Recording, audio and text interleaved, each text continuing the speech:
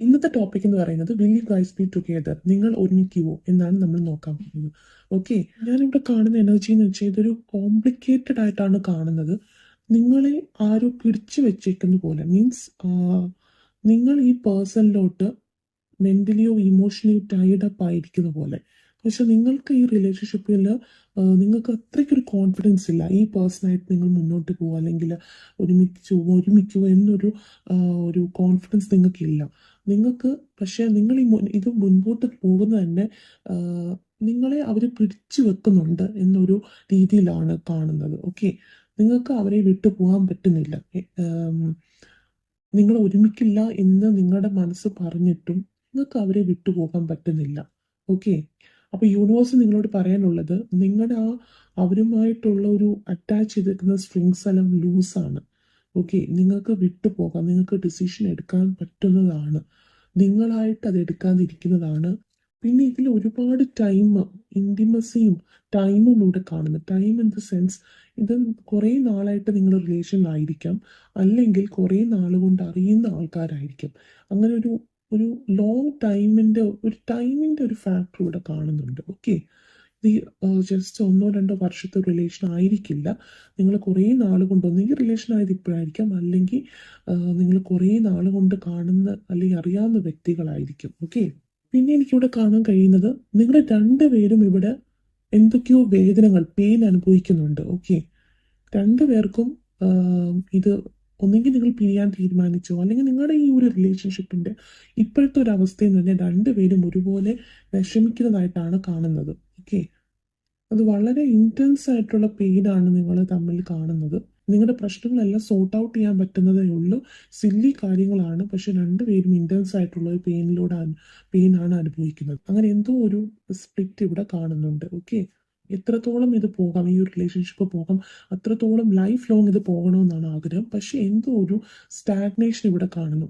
എന്നുവെച്ചാൽ ഒരു ഫിസിക്കലായിട്ട് മൂവ് ചെയ്യുന്നില്ല. ഒന്നെങ്കിൽ ഇപ്പം നിങ്ങളിപ്പം സപ്പോസ് കല്യാണം വരെ എത്തിക്കണമെങ്കിൽ രണ്ടുപേരും അതിനു വേണ്ടിയുള്ള കാര്യങ്ങൾ ഇവിടെ ചെയ്യുന്നതായിട്ട് കാണുന്നില്ല.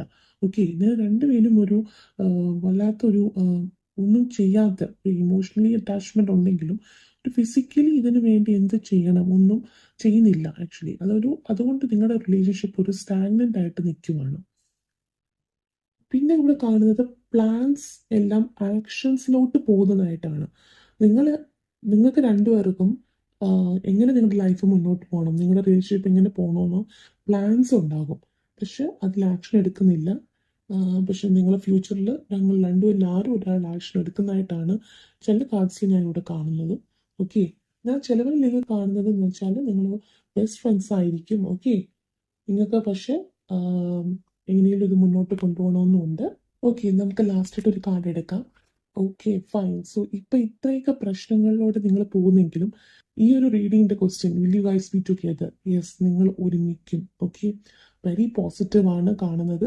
പക്ഷെ കുറച്ച് സ്ട്രഗിളും എല്ലാം നിങ്ങൾ അനുഭവിച്ചിട്ടേ അത് എസ്സിലോട്ട് പോകത്തുള്ളൂ. ഓക്കെ, ഇപ്പൊ നിങ്ങൾക്ക് തോന്നാം ഈ റീഡിങ് മേ ബി ഇത് എനിക്കുള്ളതായിരിക്കത്തില്ല, ഞാൻ ഇത്രയും സ്ട്രഗിൾ ചെയ്യുന്നുണ്ടല്ലോ, അല്ലെങ്കിൽ അവരൊരു ആക്ഷൻ എടുക്കുന്നില്ലല്ലോ എന്നൊക്കെ നിങ്ങൾക്ക് തോന്നാം. പക്ഷെ ഇത് എസ്സിലോട്ടാണ് പോകുന്നത്. എനിക്ക് യൂണിവേഴ്സ് കാണിച്ചു തരുന്നത് എസ് ആണ്. Okay, very positive feeling.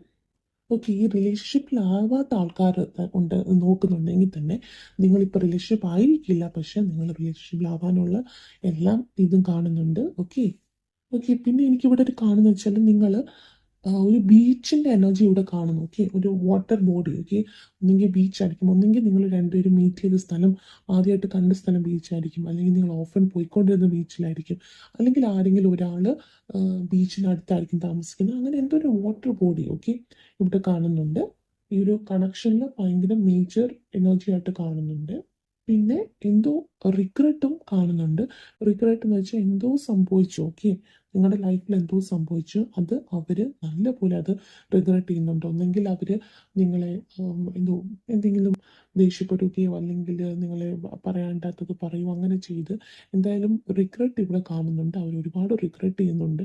എന്തിനങ്ങനെ ചെയ്തു, അല്ലെങ്കിൽ ഞാനത് ചെയ്യണ്ടായിരുന്നു എന്ന് പറഞ്ഞ് റിഗ്രറ്റ് ചെയ്യുന്നുണ്ട്.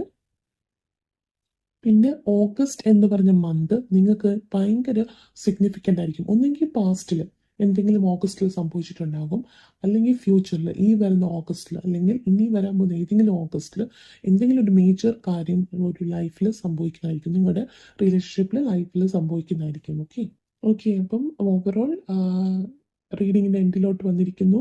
നമുക്ക് ഇവിടെ കാണാൻ കഴിയുന്നത് നിങ്ങൾ ഒരുമിക്കും, പക്ഷെ ഒരുപാട് പ്രശ്നങ്ങളിലൂടെ കടന്നുപോയിട്ടാണ് ഒരുമിക്കുന്നത്. ഓക്കെ സോ എല്ലാം ബാലൻസിലോട്ട് വരും. ഇപ്പം ഇതുവരെ എന്തൊക്കെയോ പ്രശ്നങ്ങളായിട്ട് വരുവാണ്. കുറച്ച് ദിവസം കൂടെ കഴിഞ്ഞ് എല്ലാം കൂടെ എന്തൊക്കെയോ നിങ്ങൾ രണ്ടുപേരും അങ്ങോട്ടും ഇങ്ങോട്ടും ഫിസിക്കലി മൂവ് ചെയ്ത് എന്ത് പ്രശ്നങ്ങളെല്ലാം പരിഹരിച്ച് ബാലൻസ് ആയിട്ട് പോകും. Okay so guys thank you.